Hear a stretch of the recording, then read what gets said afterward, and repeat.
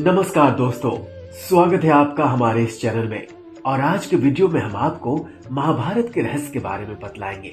जी हाँ, महाभारत के कई ऐसे रहस्य हैं जिसे जानकर हम सभी आश्चर्यचकित हो जाते हैं।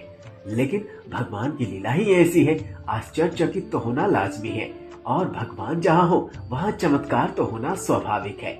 तो आज के वीडियो में हम आपको बताएंगे कि महाभारत काल में एक नहीं बल्कि तीन श्री कृष्ण थे। जी हाँ, अब आप सोच रहे होंगे कि श्री हरि विष्णु के अवतार तो भगवान श्री कृष्ण एक ही थे, तो ये बाकी के दो कहां से आ गए। तो इसके बारे में जानने के लिए पूरा वीडियो देखें ताकि आप इस रहस्य को जान पाए। लेकिन आगे बढ़ने से पहले प्लीज हमारे इस चैनल को लाइक कीजिए, शेयर कीजिए, सब्सक्राइब कीजिए और हाँ, बेल आइकन जरूर दबाइए ताकि वीडियो का नोटिफिकेशन सबसे पहले आप तक पहुंचे।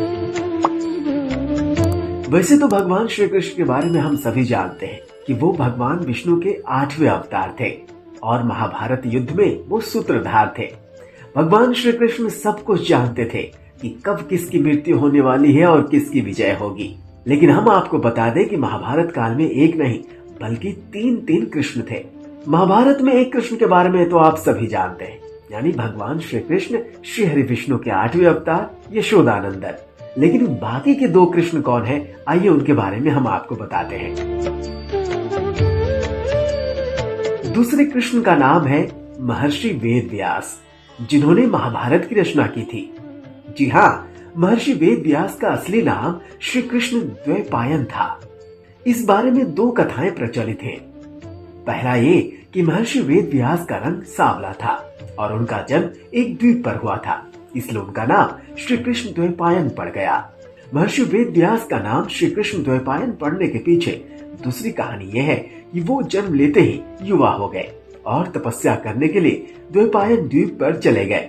कई सालों तक लगातार तपस्या करने से उनका रंग काला हो गया, इसलिए उन्हें श्री कृष्ण द्वैपायन कहा जाने लगा। अब हम आपको तीसरे कृष्ण के बारे में बतलाते हैं, जो नकली कृष्ण कहा जाता है। दरअसल पुंड्र देश के राजा का नाम पौंड्रक था। चेदी देश में वो पुरुषोत्तम नाम से विख्यात था। पौंड्रक के पिता का नाम वसुदेव था, इसलिए वो खुद को वासुदेव कहता था।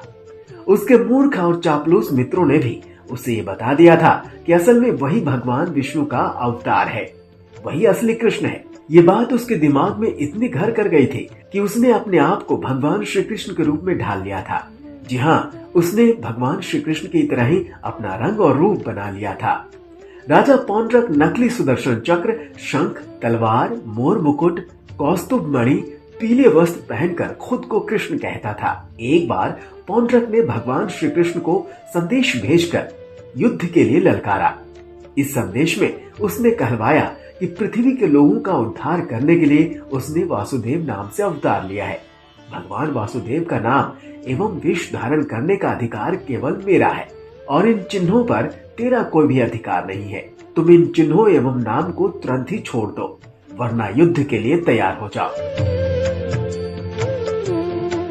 इससे पहले भगवान श्री कृष्ण ने पौंड्रक की सभी गलतियों को माफ कर दिया था, लेकिन इस बार भगवान श्री कृष्ण ने उसके इस दुस्साहस को नजरअंदाज नहीं किया और पौंड्रक की युद्ध की चुनौती को स्वीकार कर लिया। कहा जाता है कि युद्ध के दौरान पौंड्रक ने ठीक वैसा ही रूप बना रखा था जैसा भगवान श्री कृष्ण का था। युद्ध के दौरान उसने शंख, चक्र, गदा, धनुष, वनमाला, रेशमी पीताम्बर, भगवान के जैसा ही वस्त्र, मूल्यवान आभूषण आदि धारण किया हुआ था, जिसे देखने के बाद भगवान श्री कृष्ण को अत्यंत हंसी आई। उन्होंने उसके बाद युद्ध किया और पौंड्रक का वध कर वापस अपनी नगरी द्वारिका लौट गए। तो दोस्तों, देखा आपने कि महाभारत काल में एक नहीं बल्कि तीन कृष्ण थे। इसी प्रकार की रोचक और ज्ञानवर्धक बातों के लिए हमारे इस चैनल को लाइक कीजिए, शेयर कीजिए, सब्सक्राइब कीजिए और हाँ, बेल आइकन जरूर दबाइए। जी हाँ, जो घंटी का निशान है उसको जब आप प्रेस करेंगे तो उसके सबसे ऊपर में ऑल लिखा हुआ है, उसको प्रेस कीजिए ताकि वीडियो का नोटिफिकेशन सबसे पहले आप तक पहुंचे। नमस्कार।